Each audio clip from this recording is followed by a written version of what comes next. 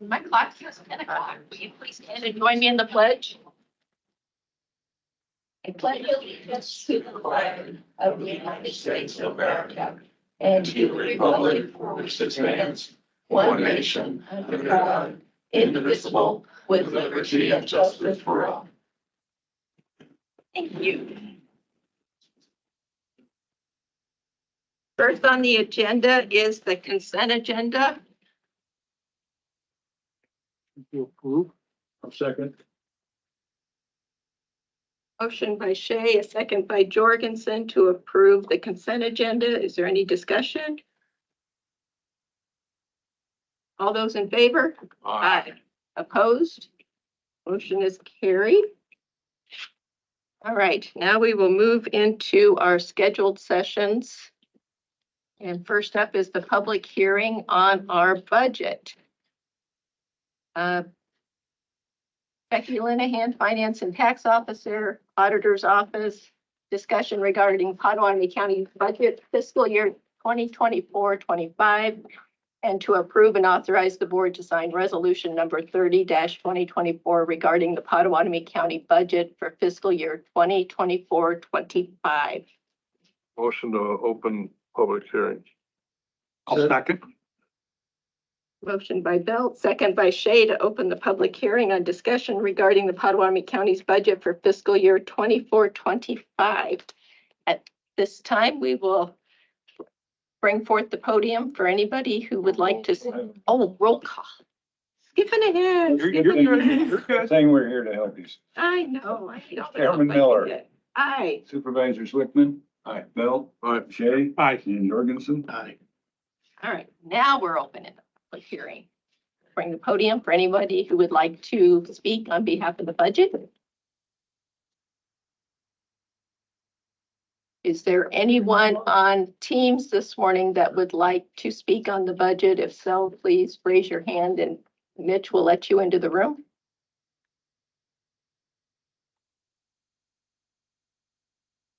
All right, Motion close. Second. motion by Wickman, second by Shay to close the public hearing. Melvin, will you call the roll, please? Chairman Miller. Aye. Supervisor Jorgensen. Aye. Shay. Aye. Bell. Aye. Wickman. Aye. Okay. All right. Well, I know we have been working on budget for 5 long months. We were reminded during the April 9th public hearing of our fiscal responsibility to our county residents to keep taxes low. And I heard that message loud and clear. The budget for this year, unfortunately, had some inflationary cost. Insurance went up everywhere. And we took care of our employees with wages. Are there other thoughts that the board would like to bring forth with regard to the budget? Or anything Becky would like to add, or Mitch? I think we slugged it out pretty good. I think we've done a good job with it. Myself. You know, in that discussion, though, we were able to lower the general fund levy 11 cents. We also dumped 10 cents, I believe, off of the debt service fund. So, overall, we had a 21-cent decrease in the, well, it's in the levies. So we did everything we could, as Susan mentioned, it, slugged it out for a long time, and I'm pretty happy with the way we ended up. And with that, Ms. Miller, I'll make a motion to authorize the board to sign resolution 30-2024. A resolution to approve Potawatomi County's budget for fiscal year 2024-25. Second. Thank you both. We have a motion by Wickman and a second by Belt to approve the budget and sign resolution number 30-2024. Melvin, will you call the roll, please? Chairman Miller. Aye. Supervisors Bell. Aye. Wickman. Aye. Shay. Aye. And Jorgensen. Aye. I'd just like to add to that too, our county employees. I very much appreciate all of them, all of you. Realizing the tight squeeze that we're faced with, having to face taxpayers and again, our county employees during budget sessions. Very proud of all of you. Thank you. Becky, thanks for your extra effort. You're welcome. Thank all of you. Mitch. I think we're able to pretty much keep our fund balances at a pretty Pretty respect- status quo. respectable level, so. A lot of hard work put into it. Thank you so much. Welcome.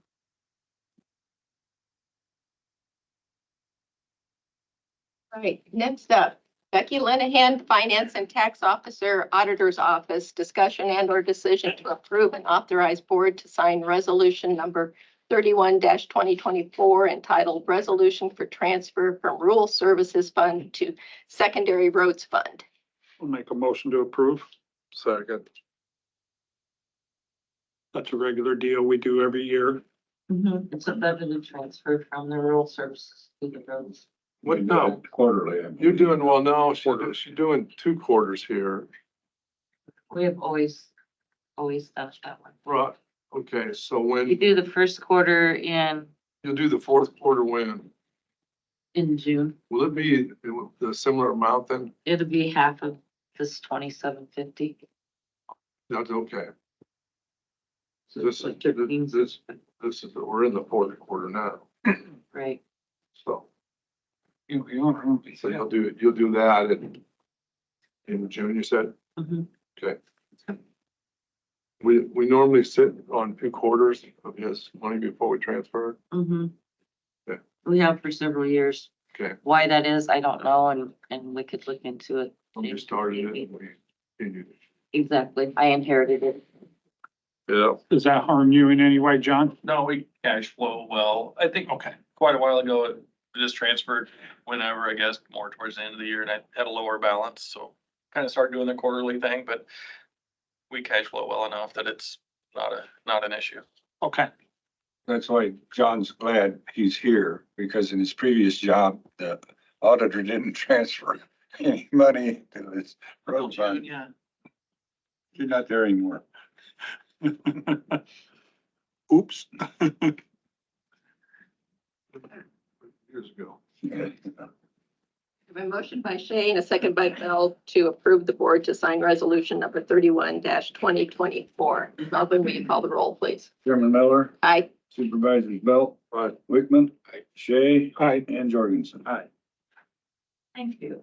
Thank you very much. thanks, Ben. thanks again, Becky. All right, now we have Tom Kelman, Manager of Regional Water, to provide an update on the 2 regional water projects in the county, being Pioneer Trail and Minden. Tom, thank you very much for coming in this morning. It's my pleasure. I appreciate the invitation. I know that in the past, I was here almost every week and it got to a point where maybe it was maybe a little absence makes the heart grow fonder, so I wasn't here to tell you the same thing week after week. You It missed didn't look us. like we were making a whole lot of progress. Mitch, do you have the maps that Tom provided? They didn't have dropped them into the Teams folder. You could put them up whenever we're ready to talk about it. So I thought I would start with the adjusted timeline and the last time I spoke with you all, I told you that we were cautiously optimistic that we're gonna make the substantial completion of the Pioneer Trail pipeline by the end of this calendar year, so that we should have water flowing in December. In talking with our engineers, that is still possible, but they said that I need to take off my rose-colored glasses and look at things for a worst-case scenario, make sure that we understand that Mother Nature is going to have a say in some of this. So what you see in the email that I sent is an adjusted timeline that shows, and the other part of this is, quite honestly, I did not really appreciate how hesitant and or just fed up with everybody coming and knocking on their doors and asking to get easements for different things that the residents of Potawatomi County are, especially along the Highway 92 corridor and the 240th with the announce of that expansion down there. A lot of these folks have been offered thousands, if not tens of thousands of dollars for easements from these large corporations like Mid-America Energy, the CO2 pipeline folks, Summit, I think is the name of the company. But in any event, as a 504A, we don't have that kind of bankroll. When I didn't offer the big money, a lot of these folks have put it in the ditch. The challenge that presents to our engineers to be able to construct some of the spots within the county was such that we ended up having to pull money from our contingencies that we expect during construction to be able to actually pay for some of these easements. I am concerned that this is going to be a new precedent that people will expect our company then to be pulling out our checkbook every time we ask for an easement. You know, the first 38 years of our company, we didn't pay $1 for an easement. Actually, we paid $1, you know, in consideration of $1 and other good and valuable services kind of nomenclature. All that being said, what you see in front of you is a worst case scenario for both the Minden pipeline and the Pioneer Trail pipeline. Obviously, Hold on a second. Is that another attachment? Maybe you can throw up for us. We got the Pioneer Trail one here. no, the timeline was in the text of the email that I sent back to you Okay. in response to your invitation to come and present myself. today. Okay, and I printed it off, but the other board members don't have it. Let me get some copies quick in front of us. Okay, not a problem. Thank you, Susan.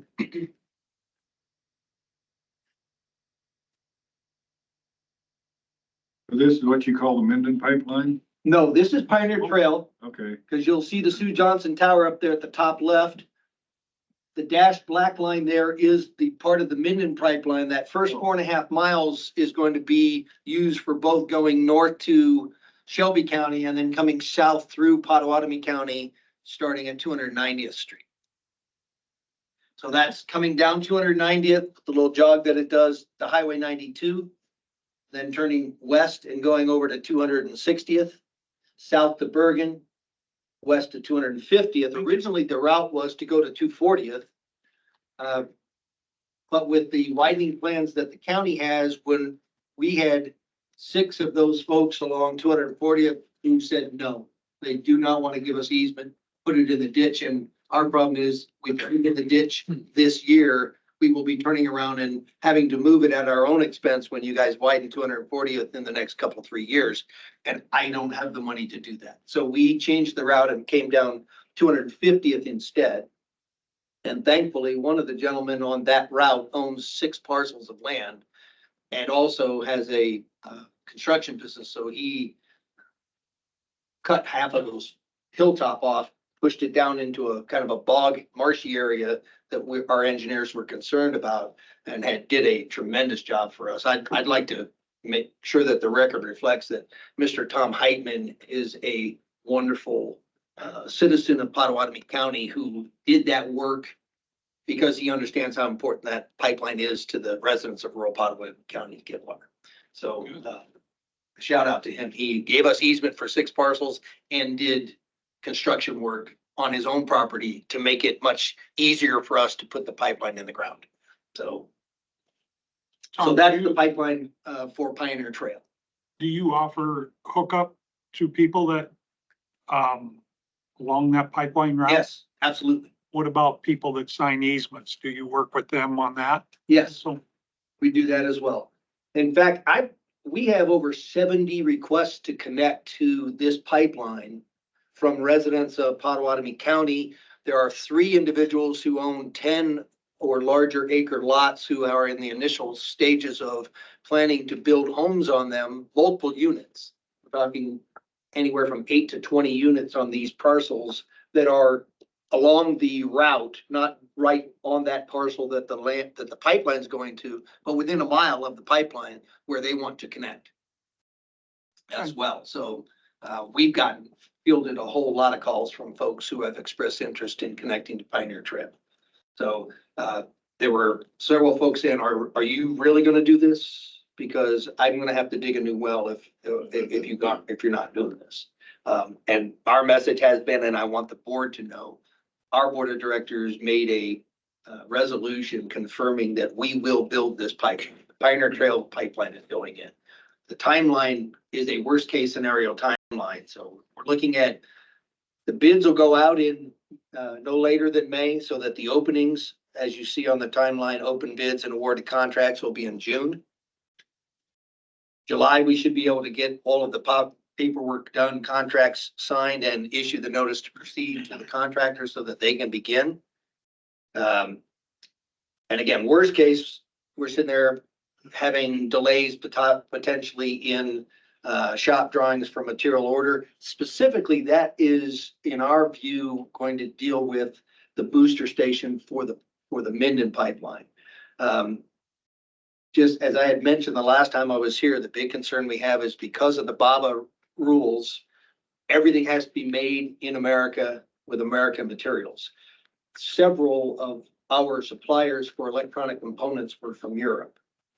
And by this BABA requirement or restriction, there is a huge placing of orders with the handful of American companies, to the point where we've been told we got about a 12-month lag time from our order of our components before we could see them from the manufacturers here in the US. So the long pole in the tent in all this is going to be the pump station on the Minden pipeline. So, and you'll see that as we go along the timeline. So we'll be opening the bids and awarding the contracts for the booster station September timeframe. Worst case, we should be getting materials by October. I was sharing with Chairman Miller that we have already gotten some good news from two of our pipe suppliers, that there is a 30-day or less lag time from order to shipping for pipe. So we're not nearly as concerned on the pipe side of it. And obviously Pioneer Trail is all pipe. So we're happy with that. And then we're showing worst case, we should be putting pipe in the ground in November. I think we could possibly be digging in September. We had 3 contractors that are in the list of 6 who have done work for us in the past, and they average a mile every 2 to 3 days. So again, worst case scenario, we're saying we start pipeline construction in November. We have an early winter. We may have to do shutdown starting in December.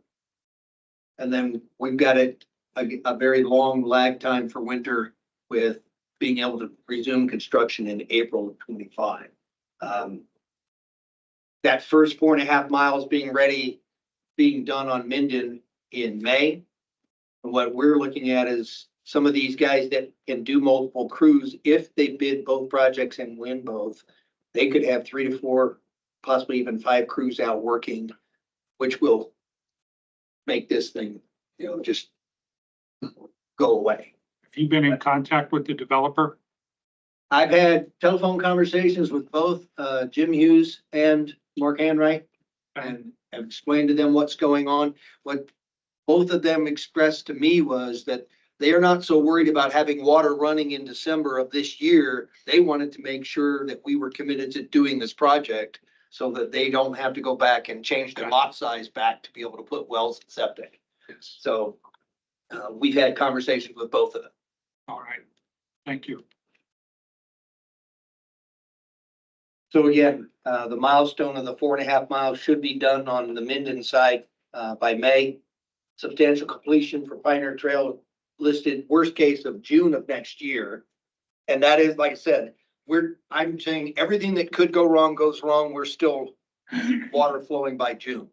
We have any good fortunes, and especially we have a contractor who can do what we know they can do. We'll still have the pipe in the ground before the end of this year. I am still of the opinion that things are going to go well for us. I'm just curious, how long does buried water pipeline last? I mean, do you have to replace it a number of years? That's a great question. So the newest pipe that's being constructed, when the manufacturer reps talk to us, they say you should estimate 40 to 60 years, which is what they said for the ductile iron pipe. And we have ductile iron pipe in our system that's over 90 years old. So they give you a low end because they don't want to be held to a standard and then have it fall apart. But right now what they're telling us is 40 to 60 years for the PVC pipe that they're manufacturing now. And the diameter of the pipe, you allow for expansion for more businesses or Yeah. residential areas hooking up to that line. Correct. You anticipate all of that, so Right. you'll have ample capacity for all of that then. The initial pipeline design construction was to make sure that we could connect to a minimum of 500 homes. And that was including the 170 units that were in the two developments on Pioneer Trail, the Handwright and Hughes. That was a total of 170 units. So we were looking at an additional 330 homes that we could connect to.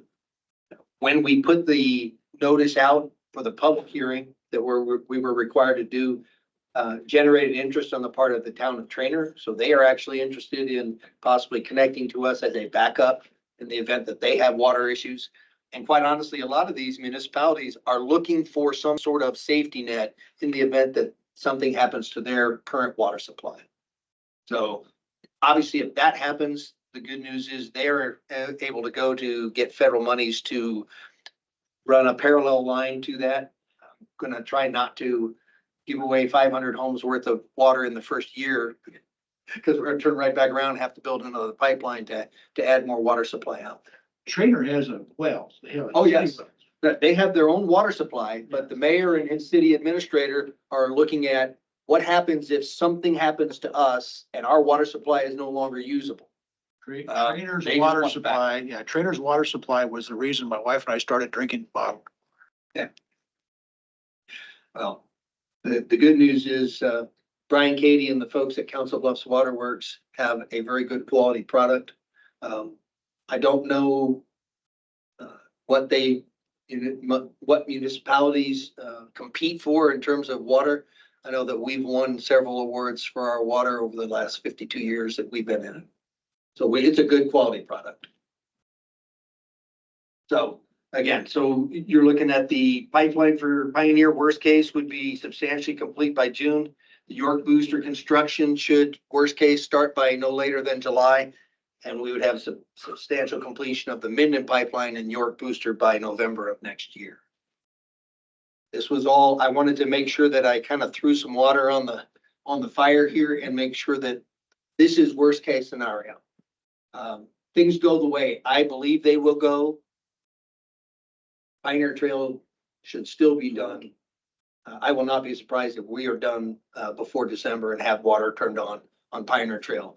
Minden, I can't fight the lead times on the electronic components for the booster station. So the folks up in Shelby County are gonna have to wait.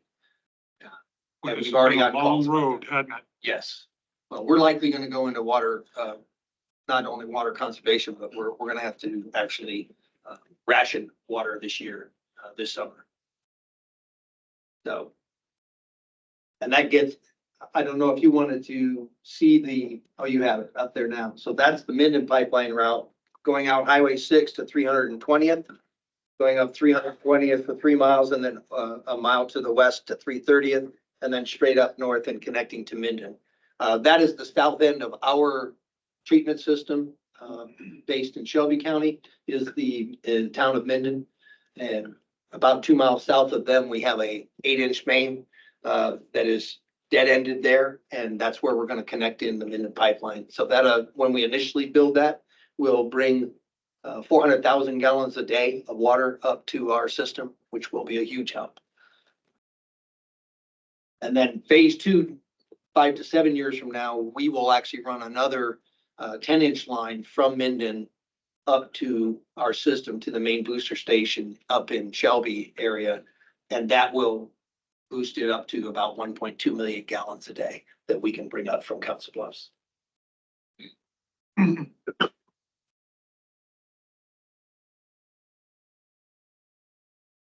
So that's the timeline. One of the other things that Chairperson Miller asked me to be able to talk to was about our results of this Rock Riffle Dam project that we were awarded last year and that we completed at the end of October. They told us it'd take about 6 months to see what the long-term results were going to be for our well field. And the results are mixed. They're fantastic for the wells that are right there closest to the dam.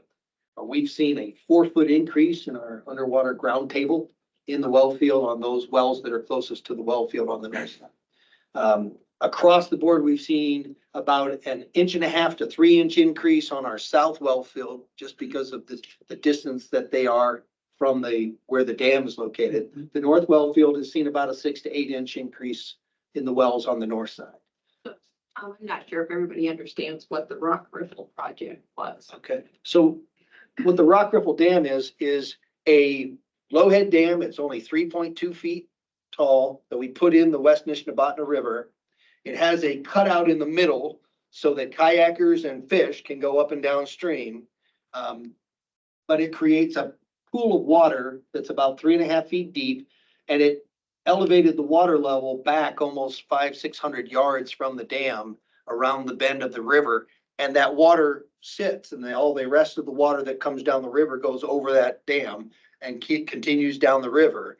But by holding that water there, it is recharging our well field much faster than what it would without it.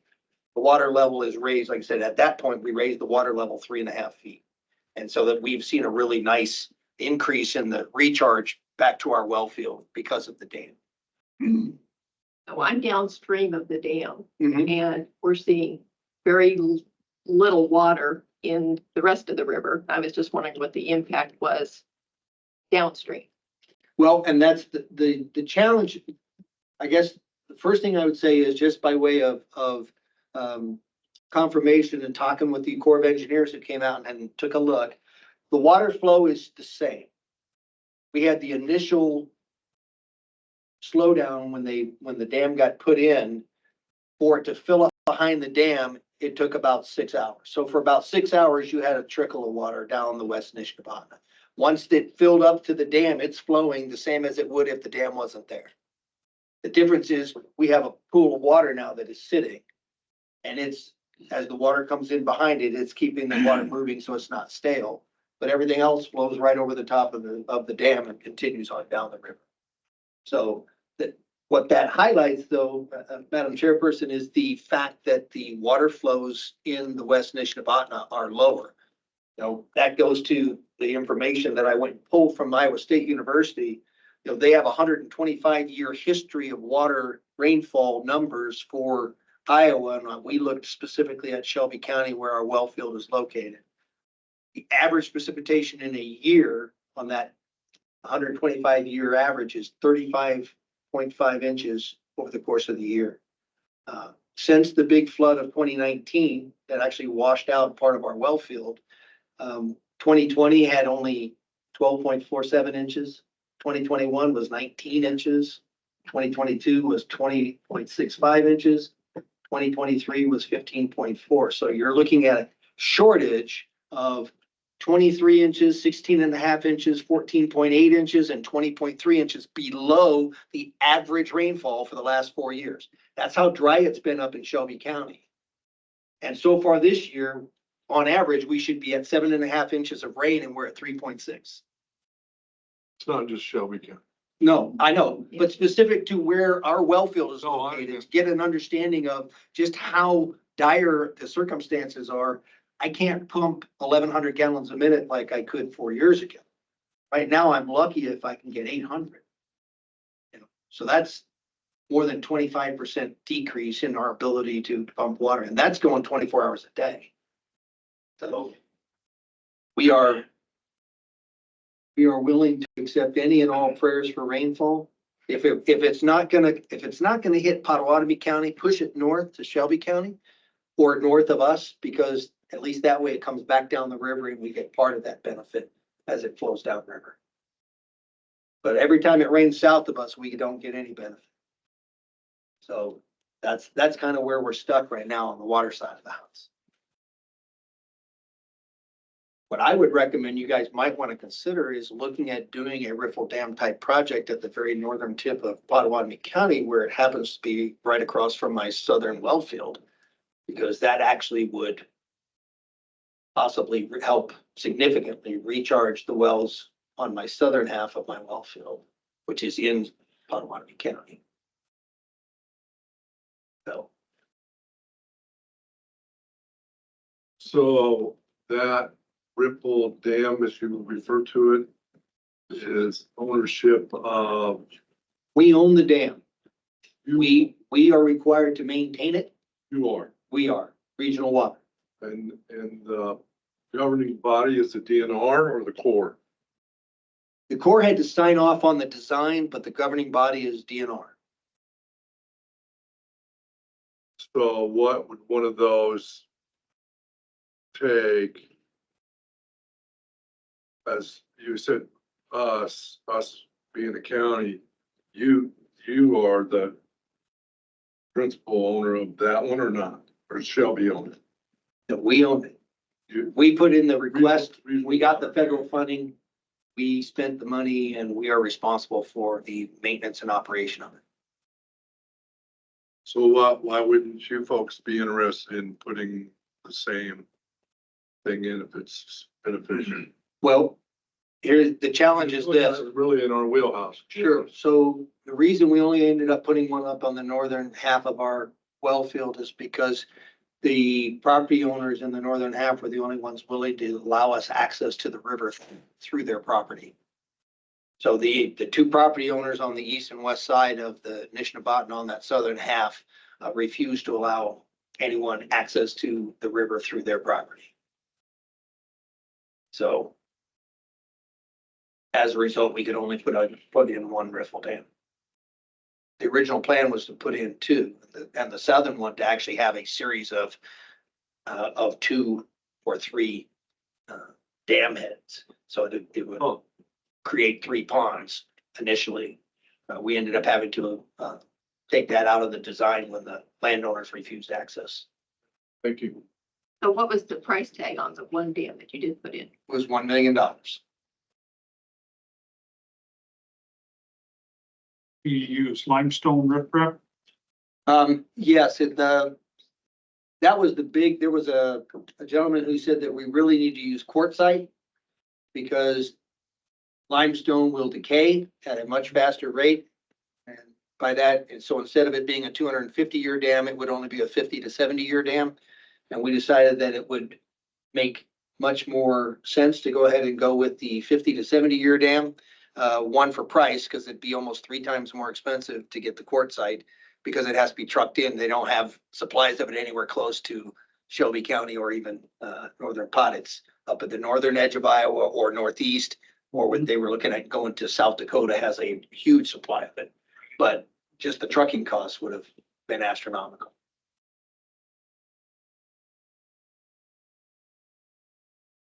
Questions for Tom? Yes. Yeah, I've got a few, if I can go. Yes, please. Tom, some of these will be rapid fire, some of them you might take you a second, but who's the architect and engineer on that, on this? The engineer firm is DGR Engineering, and they're out of Rock Rapids. And then I'm gonna kind of play off your timeline a little bit if I Sure. can. You want to open the bids and award contracts in July of this year.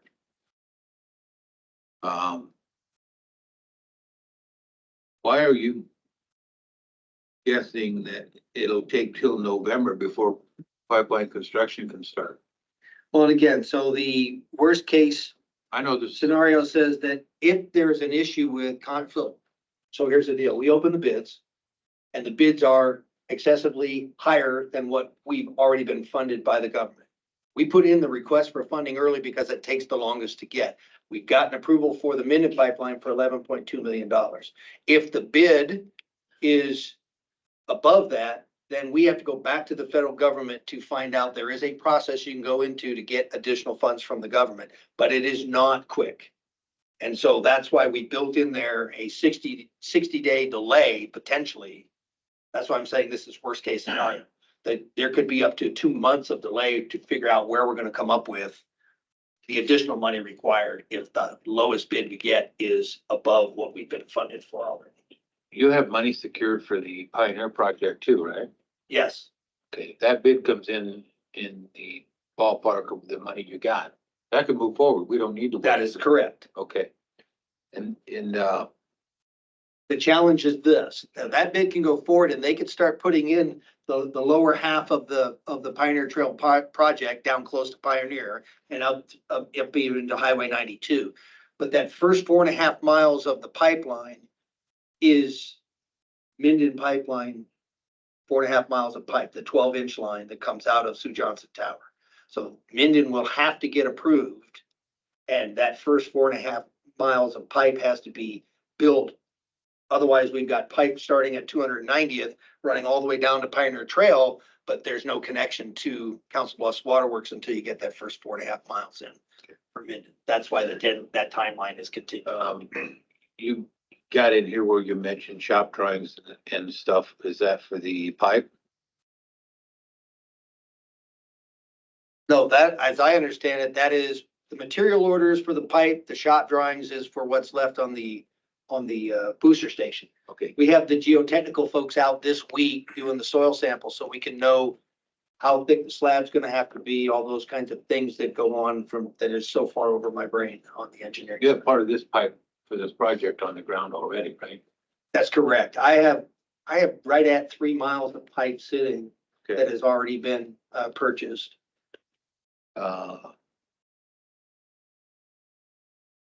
The, you made a mention of you may have to start rationing water. Yes, For who? on our system, the ATP system. So that would be the majority of our citizens that are in Shelby County and then the northern tip of Potawatomi County that is getting their water from the Avoca treatment plant. As opposed to we also have a public water system connected to Council Bluffs that serves Underwood, McClellan, and rural residents around them. That all comes from Council Bluffs and they won't be rationed. Council Bluffs has more water than they know what to do with. Okay.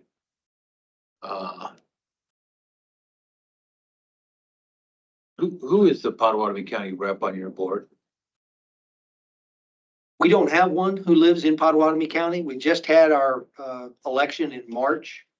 So we have, well, actually, well, the Exira, we have 2 members from over in the Exira Brayton area, but that's not Potawatomi County, is it? Yeah, that's to the east of Shelby County. So, and then, well, we had one from, oh yeah, Fred Miller's from Avoca. So he's technically, he lives in Potawatomi County. Oh, I don't know, you know Fred Miller? I do. So yeah, he was on the Avoca City Council for a number of years. So he is a new board member. So he is our Pot County representative on that board. Okay, good. You mentioned you had a conversation with both of the contractors. Are they aware of this timeline? Just got this last night. That's why when I got the invitation from Chairperson Miller that I turned around and sent that to you. Matt, have you seen this? I haven't sent it to anybody other than Uh, Chairperson Miller. We gonna have any issues with a July 25 completion date for the water line? We'll have to modify the Heartland Development Agreement again, because like last time we modified the Heartland Development Agreement, it went to they were supposed to be able to start building homes in December of this year. Yes. Is there plotting and planning? Is there final plat done? No, they still have steps that they have to start taking as well. So the interior roads aren't designed, well, for the most part, they are, but final planning hasn't happened. Has They have- Plating happened? They have preliminary layouts, just like Hughes's have. They had 2 different styles, because they had 2 acre, 44 lot area laid out, and then they have a 1 acre, 88 lot subdivision layout as well. If Tom's timeline, let's just say this is correct. They won't have the need for water probably until then anyway, would they? Well, you can't, if they do the 1 acre subdivision, they can't start building homes until the water's there. Why not? Because they're responsible for the water lines on the interior part of the subdivision, right? They are responsible for the water lines on the interior part of the subdivision, but you could build the house, can have a water line running and connecting to it and have it just sit, but then you're just gonna be sitting there, cause you can't live in it until you have water. And they can't drill a well because the cost, I don't imagine, as a developer, I wouldn't want to drill even a temporary well out there. Because, you're looking $12,000-15,000 of added costs to something. And if it has to be, they do a couple homes and it reaches a public water supply, there's all different kinds of criteria. So they're gonna time their development with the arrival of water. Who's gonna notify our builders? Or is this board gonna notify them?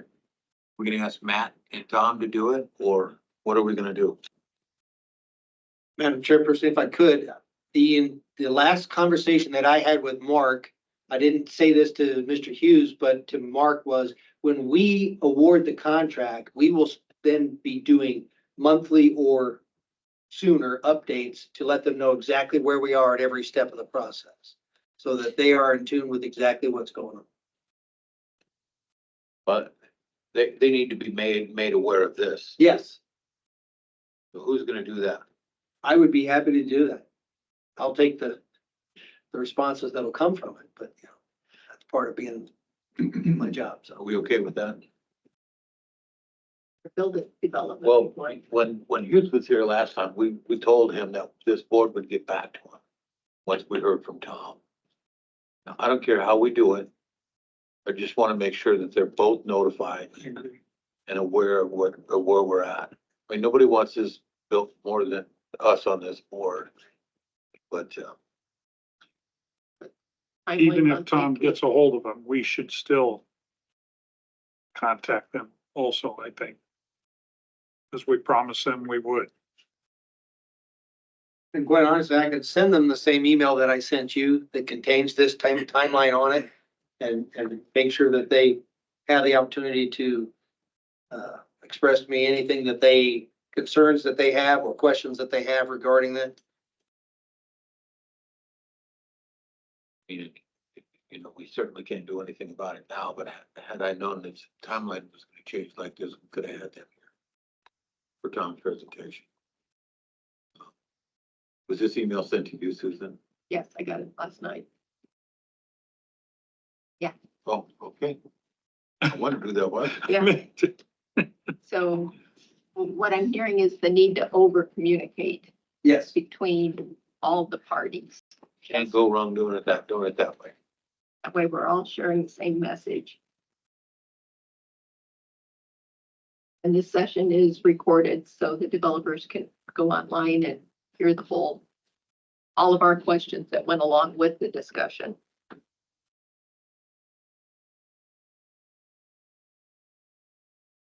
Any recommendations that you would make, Matt, with all of this, or? No, we've been in communication with both of the developers because we need to get them to start moving forward with some of their preliminary plans, moving to preliminary plat phase, to get them a little somewhat committed into this. I know that they have paid their money to rural water and they feel like that commits them. It would be good on the county side to see some progress start moving forward on those because we do have major infrastructure investments going in those areas, and we just want to make sure that we're secure in what we're doing. John, do you have any concerns with the timeline? No. We should be done with the roads and appreciate they moved the kind of the water line off 240th. We're struggling trying to predict what we're gonna do in their future. We're definitely gonna have to do something there, but I don't know when or what it is. Definitely couldn't give them the answers they needed to decide on water lines. Well, the interesting thing, just to your point, John, so on 240th, other than the folks that said, no, hell no, put it in the ditch, just north of them, you have a whole bunch of folks on 240th that are north of Pioneer Trail that are very interested in water. So we're trying to figure out if we've got the water line going across Pioneer Trail at the intersection with 240th on the south side, how do we get water to, because it's still our job to try and serve all of the rural residents of Potawatomi County. That's our footprint within the Iowa Rural Water Association. So how do I get it there if, I think once we see how wide the roads are and what adjustments you will or won't make to the right of way, then possibly we could put a line up 240th, not the main transmission 8 to 10 inch we were bringing down, but maybe a 6 inch or a 4 inch line coming up to serve the folks just north of that intersection that do want to have access to our water. I think as things get drier, there'll be more people that want to hook on. I would tend to get drier. It's gonna start raining any day.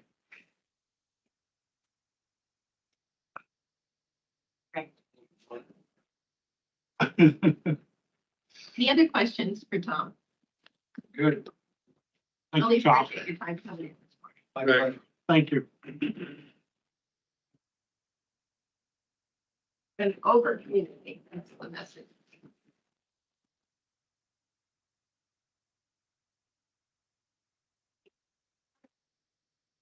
Matt Wyatt, Director of Planning and Development, discussion on consultation session with Trainer School on the urban renewal plan that will be held on April 24th at 1 p.m. in the planning department.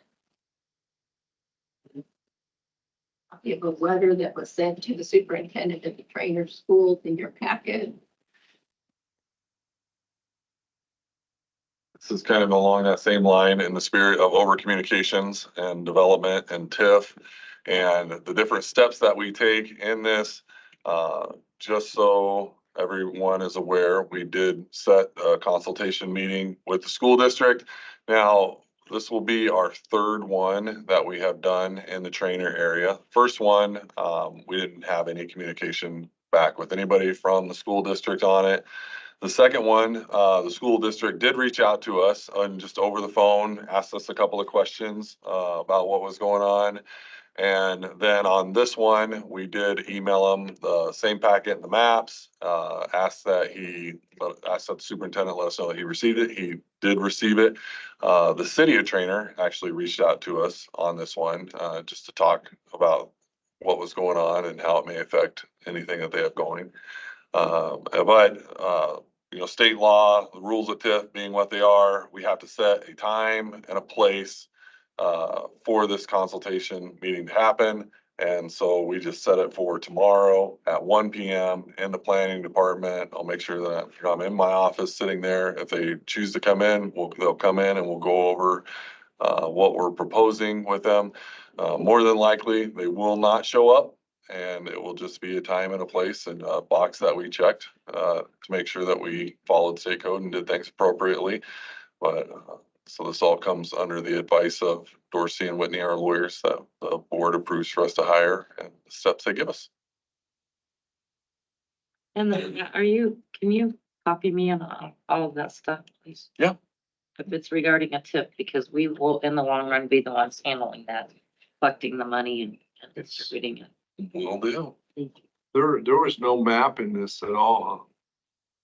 We sent him one. Said, The doctor, the superintendent out there, Pam, We didn't communicated get one. with him. we never got. It's not that. Do you want a separate map showing you? No, well, it's always nice to see what we're talking about. Yeah. When they sent me a draft of the letter, my question is, are they going to receive it in enough time to evaluate it before the meeting on Wednesday? And then I also said, well, you're gonna include a map with all of that, and they assured me that, yes, all of that information would be provided to the school. I imagine that they use it for, considerations of maybe on new students, planning a bus routes. Those type of actions that the school takes is what they would utilize a meeting like this for. Future planning.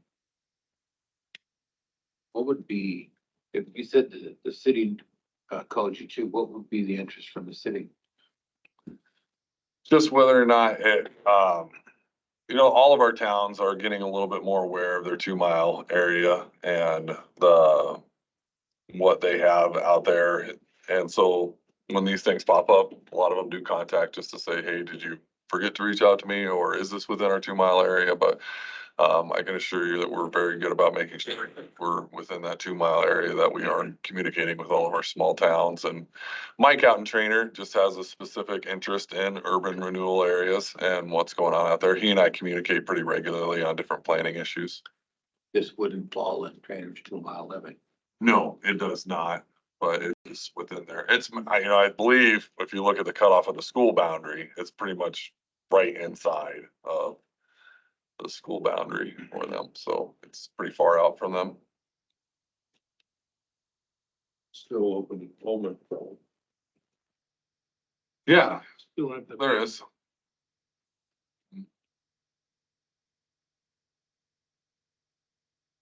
We've already approved the public hearing for this on May 14th. Correct.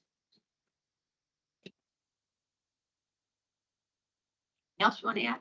That's all I have for it. On to Matt Wyatt, Director of Planning and Development, an update on the public health building. I wanted to show you, we went over and did the tour, so while all the spaces are fresh in everybody's minds over there, there were some questions, about the finishes that were asked while we were over there, and this is the finishes board that they sent over to us. So all of our wood doors, will be that kind of, that lighter color, wall tiles in the bathroom, floor tiles in the bathroom partitions, will be kind of this nice gray color. Wall paints, we paint in the clinic rooms, our cabinetry, nice white finish with the countertops areas. We do have some office cabinetry that's gonna be built in there, and so as you can see, they really aligned that stuff. Countertops in the office area, so this would be, and with our reception desk that we had back there, and people were asking what that room was that kind of ran behind it. This would be the countertop in that office area back there. And then, carpet in the open office area upstairs. That large office will be our cubicle city style up there. Little office. This is the LVT tile. I think some questions were asked about the break room, what flooring was gonna be in there. So that's the tile that will be in the break room. This is the carpet tile layout for our training space. Which kind of, and I think they did a really good job kind of including some photographs to give you an idea what that will look like in a larger area. So. I thought Gray was out.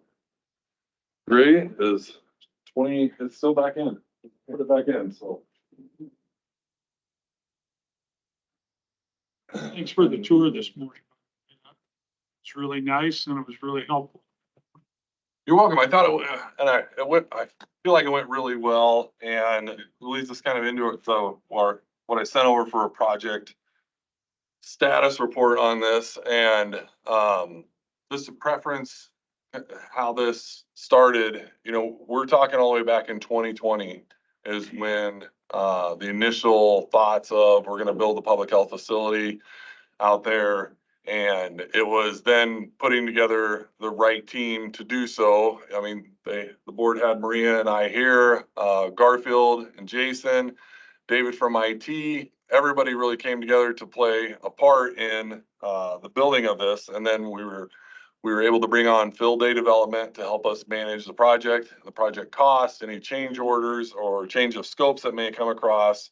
Allie Pointer came on, and so Field Day came on in 2021. Allie Pointer came on 2022. Boyd Jones in 2023 up there. And having all of these steps right in line has really, I think, helped us get to a successful project. It's a very visual project, obviously in the middle of Council Bluffs down here in the corner of the Haymarket area. During the planning of it, we wanted to make sure that we were very respectful to the city of Council Bluffs and their Haymarket area being kind of where the cornerstone of that. So we've just completed now what Boyd Jones considers 55% completion of the building. And So that's another milestone for us on that. And we're on track to be completed, obviously. I mean, we all saw the progress that they're making. They should be done by November of 2024. The next exciting date for us really in this, in the construction part of it is what they call their dry end date. And that is when the brick will be all up and the windows will be all put in. They expect that sometime around the middle of May. And then they say that's when they really get to finishing the drywall and some of the interior fixtures going in on the inside. So in the budget overview portion of our project status update, and I know I talked to Susan about this yesterday. So in the categories, I put our 3 contractors that we have down there. Field day development, so far, we paid field day $123,229. And that's from 2021 as when we initially began paying them to help us with this project. Alley Pointer, and then it goes into a percent of the total category. That percent of the total, I struggled with a little bit on that because I wanted to remind everybody where these amounts were coming from. Field day, we pay them on an hourly rate. We're on track, yes, and I do have the payments verified from the reports in Tyler. Alley Pointer we paid them $429,469.39 beginning in 2022 is when those payments to Alley Pointer began. They get 6.75% of our contracted rate with Boyd Jones. So it ends up being about 485,000 some dollars, somewhere around about that amount is what their total payment will be on that. And again, I do have their payment receipts that we've given to them so far. For Boyd Jones, to date, we've paid them $1,678,301.48. We do have pay app 6 right now in progress with the board.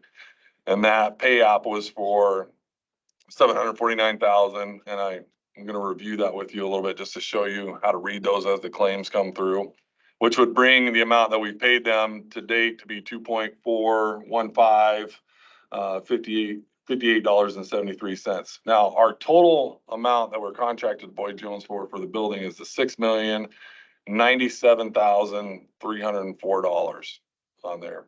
So I didn't put the percentages in there, but I wanted to remind everybody what our total amount was that we had contracted with them for. We do hold every 2 weeks meetings with Boyd Jones, Alley Pointer, and Field Day. We go through, Boyd Jones puts together a really great agenda. It's a 3-week schedule on there. Any issues, change orders, things that they may have ongoing on there, information requests that they've made on there. We all sit there as a group and discuss them, go take a walkthrough of the building. And so far, I feel like this has been a really great progress for the county to show that, we are on time, we're ahead of schedule with a project. We're gonna come in under budget with a project. And it's just a really fantastic piece out there that we can all be really proud of on that. So when the claims come through,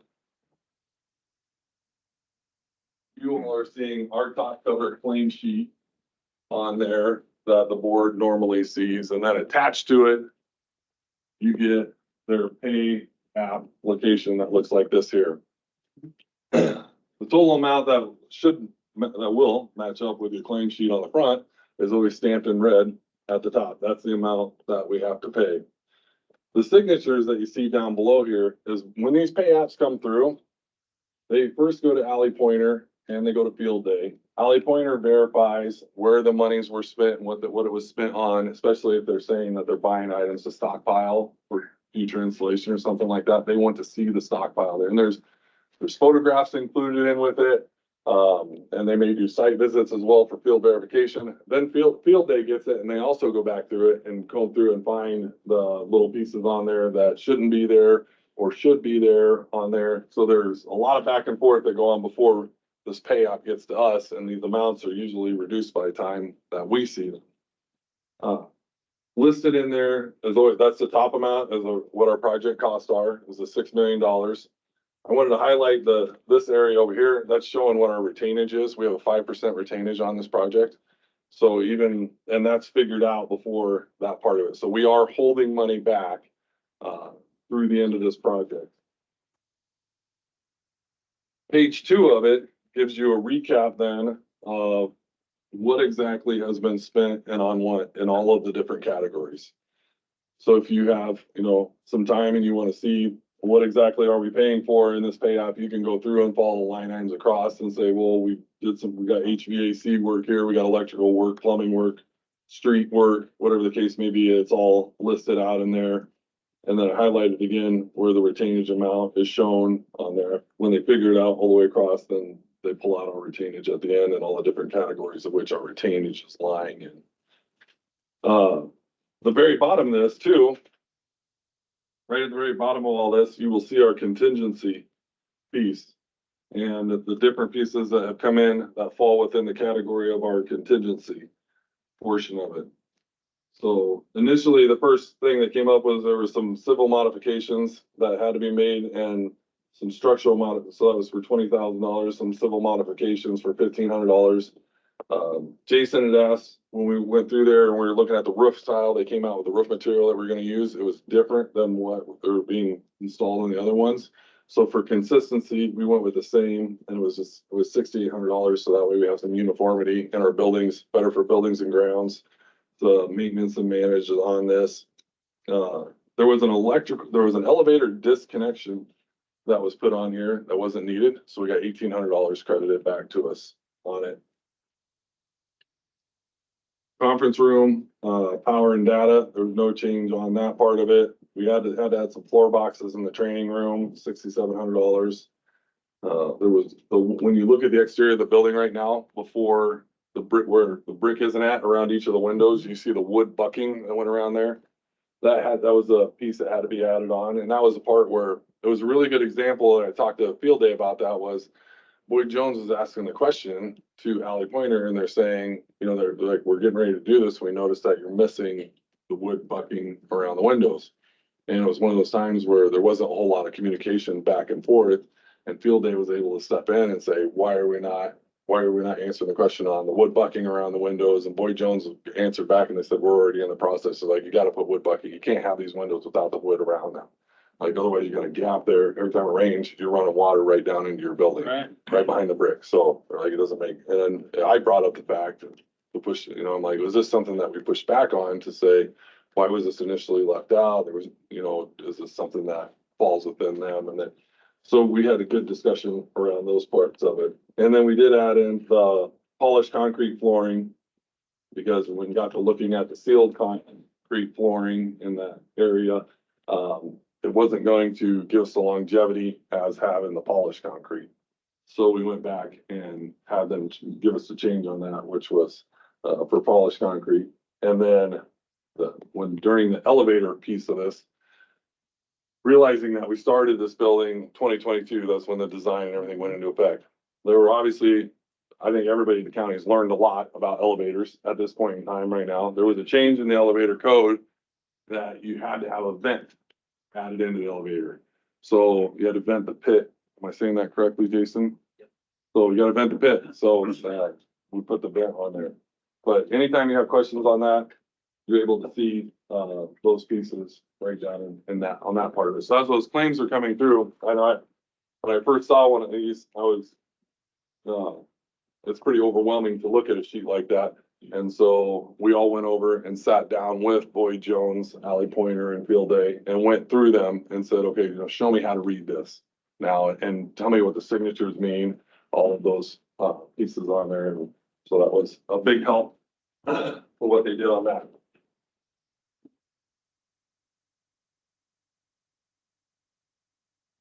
It's a nice report, isn't it? It is. Yeah, I think it makes it really clean. It's very I think it offers a lot of transparency into where the funding, when they ask for a pay app, where's that money going? What did they accomplish with it? And it shows right there. You're able to look right back line item by line item and see what that is going to be. And I think this building, for us, is going to have such a profound impact on the community at the different services that we're able to offer out of here. And just the ability for our residents to no longer have to try to jump between location and location to get these different things done, or even have our staff try to pack everything up and go from one location to another location at different hours you know, now we're gonna have a wider array of things sitting in one spot for people to be able to come in. And like Maria said, when we were doing the building tour, you're gonna be able to come into a WIC appointment and be able to do the Vaccines for Children program right there at the same place at the same time. The ability will always be there now. And we've been having several meetings with the state on our WIC program. You know, we're at a really low utilization rate for that. And we're working on some bilingual pieces to it to try to drive more interest in there to start receiving those things. But we are, as a state as a whole, we're one of the lowest used places for WIC in the state. So we really, I think having this new building there, having a better space for them to be in, and more visibility, easier access parking wise, way easier to find the place. That will be able to really help drive some interest to that program and get them in there, which, you know, we talk one program on that when we say WIC, but we know that that's going to drive our numbers for our free vaccines for children. That's going to bring those numbers up as a place to bring your kids to get vaccinated. And that for children, that's a lot of their first experience with public health is those vaccination programs. I know when I growing up, that's where I received my vaccinations from, was the public health nurses. And I think it'll just be a great place for the community. We have that large open area to where they'll be able to do a lot of their nutrition programming in the training area. There's health education programs that the state's offered us with some funding for that we'll be able to run out of those things. And that's just to how to improve your overall well-being. Eat better, more exercise, you know, all of those different pieces. And we're going to utilize that as an introduction program to our health systems. One of the things that we've gained through COVID was we gained a lot of trust in from our Latino community. And so they come to us on a lot of very different issues now, because the great thing about it is, like, you know, once you have your trust, then you get the trust of their family and everybody starts coming in and calling and asking those questions.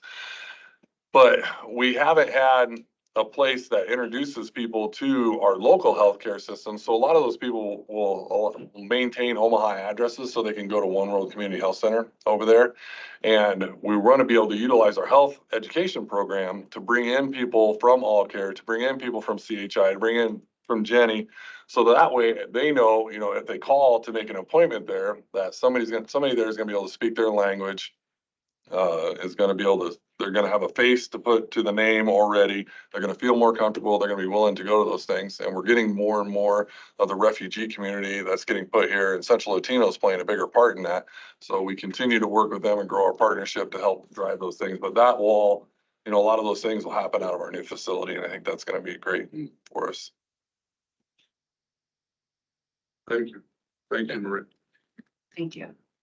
Just gotta be patient. Your office is on the second floor. Yes, yes. Yeah, the administration area is on the second floor. The services are down on the main floor. A very impressive tour. Really excited about it. And that team over there, between Field Day, Alley Pointer, and Boyd Jones, I feel like they've really done a good job. It's exciting to hear because it was an unknown to us before. You know, there was a lot of talk about, we're not sure. Now, here we are getting to the other side. It's good. So thanks again. Thank you very much. Thank you. John Rath is an engineer, and he is those secondary roads discussion in our decision to approve and sign agreement for Lewis Township Volunteer Fire Department Traffic Safety Improvement Program Grant. Second. I have lots of questions and comments. First, we can take care of it. I gotta catch up here. So Tina had a conflicting meeting, so I took this one. She filled out the application for lots of volunteer fire departments. If you remember, we had a traffic study for Lewis because we were trying to get a traffic light there that failed. So we had better data on Lewis. When the grant got awarded, the other fire departments were left out and they only awarded to Lewis for this one. So this will give them flashing yellow lights that they could trigger from inside the fire station. The grant only covers material, so we still have to pay for installation. So who puts it up? Do you guys? We'll put up we'll have to work with the DOT to put up the road sign since it's on 92, then we'll have a cabinet that Lewis will have to put up inside their shop as far as the activation control.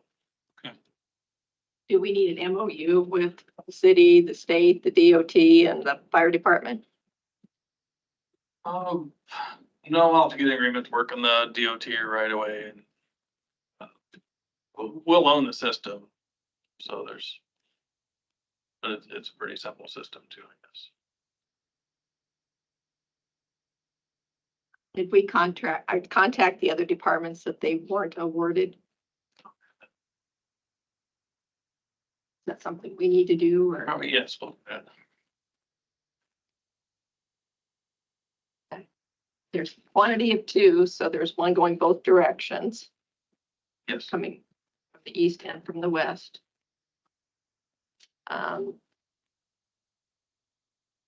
So we'll own it, so we'll be responsible for maintenance and the cost, the energy cost.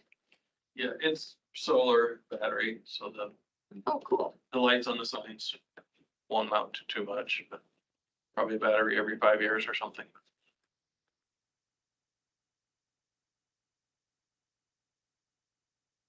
Do you anticipate getting any issues with the right-of-way permits from the DOT? We'll place these, there's an existing signs out there now. We'll just use that same location to mount these signs and lights. Shouldn't be too much to come out there other than the lights on the signs. Well, this is huge. This, It's been several I years. think it is. I think I Contacted them? I talked to Al, been a month ago maybe, and told him that we expect it to be coming, but yeah, I don't know they knew the funding agreement this year. We really can't do any work until after July, so that's when the funds are available. So, Okay. but that'll give us time to get the DOT permits. yes. Any other question?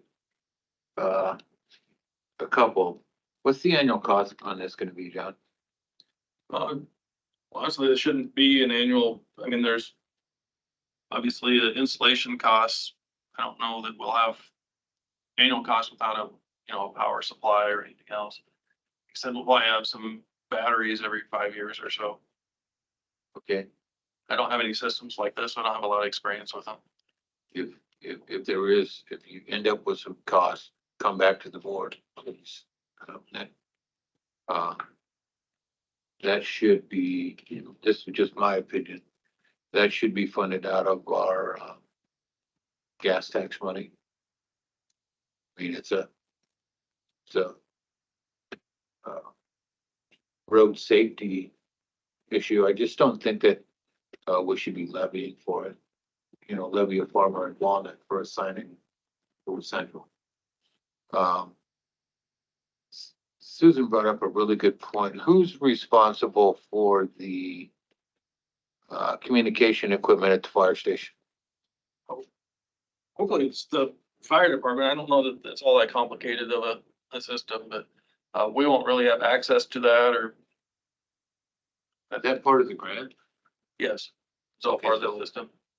Well, so then the fire department installs their own equipment? Yes, we'll give them a cabinet, an antenna, and they'll do the installation. So And then our responsibilities for the communication equipment in that cabinet are theirs. right, so we'll maintain the I same. I We think, need an MOU. I believe we do, Susan. We need something that probably explains the responsibilities for each. Especially with the And- volunteer fire departments where they change the chief and the volunteers on a regular basis. That sign's gonna last a lot longer than a lot of our volunteers will. So we'll want to make sure everybody knows the history and where it's gonna go. I mean, our volunteers term out. They don't expire, they tire. I'll work in the MOU. That's a good idea. We don't really have access to that cabinet. As soon as they install it, have any way in there to work on stuff or? Yeah, well, you know, you mentioned that we're responsible for the maintenance. I think it's important that, you know, we'll take care of the site and make sure it's functional. You need to handle their own stuff on there and once it's installed. Okay, Yeah, and we don't want to be calling the city, telling them the batteries need to be replaced because it's not the city's responsibility. The county's. I think it's a good idea. Probably some boilerplate out there. This isn't the only light in Iowa that's probably needed. Well, we have the sharpest legal team in the state of Iowa in our courthouse, so I think we can probably swing something. All right, Probably already drafted in our head. do you, is that a, we need to make a motion for you to sign, is that already done? I got a bill. Yeah, I don't have a second. All right, I'll second it for you.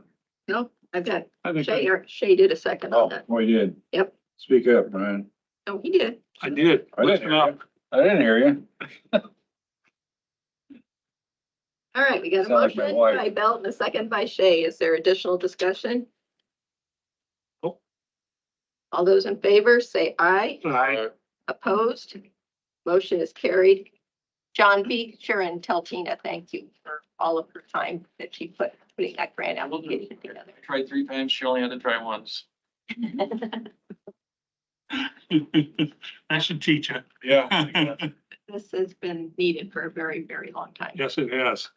It's been, on board's agenda as long as I've been. Long time. I You've drove never it. seen the traffic out there. They'll just mow them people over out there. Mm-hmm. They don't Drive care. it every night at 4:45. They don't care. No, going home. All right, moving on.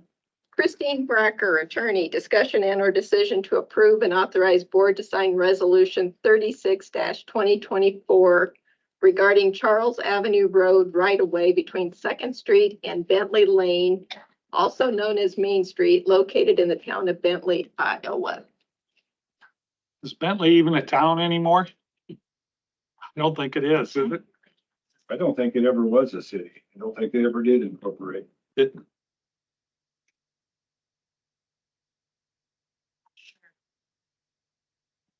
But I'll this- make a motion to approve resolution 36-2024.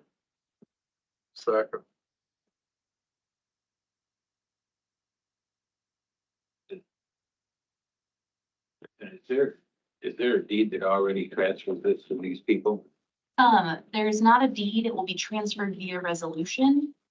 Last year when we vacated most of the property that's discussed in this resolution, there was some missing verbiage to transfer the property. So that's one part of this resolution is vacating an additional alley that was missed during that transfer and during that resolution. And the second part is to transfer all of the vacated roadways and alleys to the adjacent landowners. Isn't all property transferred by deed? No, you can transfer it by several different documents. Why we can pass a resolution and transfer it from Mitch to Scott? It depends on the situation. Oh. But in this situation, transferring by resolution is appropriate. Kind of been on the struggle. There's a lot of railroad. They basically established towns on paper, I guess, that never developed. So we've been through, I don't know how many of these, and they're always strange and complicated, and people are just trying to make something out of them. And it's kind of the same situation here. There's a town square sitting there, or a triangle or whatever it is that it's never going to get used. It's never getting on the tax roll. So it's good to see people clean these up, but it's also kind of strange trying to figure out how to undo a railroad city that never got built. And it kind of depends on how the original plating was made. I know some stuff in Council Bluffs is a little easier to transfer because it's just easements. This is not an easement. Just kind of depends on how they were set up to start with. John, do you know when they ripped the train tracks out of there? No, I don't. Not that old. I'm not as old as Would have been Melvin. the same year they took out McClellan's. Right? No, I'm still there. The They're still there. dual line. Is there a siding off that or something? Well, it looks to me like they took them out in about 1811. I missed it Well. today. Works for me. All right, so we have a motion by Shay and a second by Bell to approve the board signing resolution number 36/2024. Melvin, will you call the roll, please? Chairman Miller, Aye. Supervisors Bell. Aye. Whitman. Aye. Jay, Aye. Jorgensen. Aye. All right, thank you, Kristen, for putting all of that together.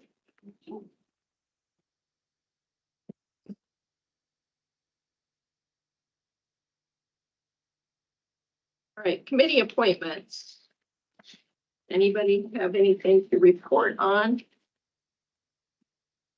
I was out to the airport authority, meeting. Just to let everybody know, they are, talking about, not formally, but informally, talking about installing a, control tower at Council Bluffs Airport. They're looking at options, looking at what kind of growth that would generate. So just let you know, at some point down the road, we might have a control tower at Council Bluffs Airport. Interesting.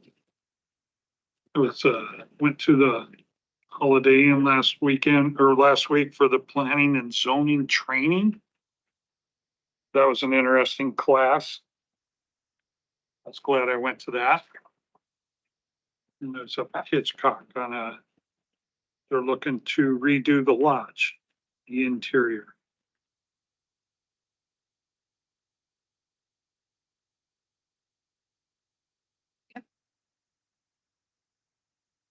There you go. I attended one of the 712 initiatives and the CB Chamber stakeholder meetings. I don't know if anybody else from the board has attended any of those sessions yet. They're interested in hearing from those of us that are involved with one or two or both of those organizations.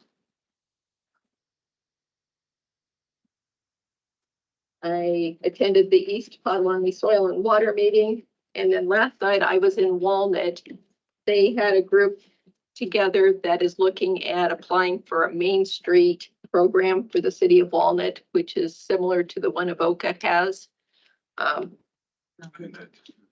Two copies. I will probably put an agenda item on for next week to do a letter of support for the city of Walnut for that Main Street.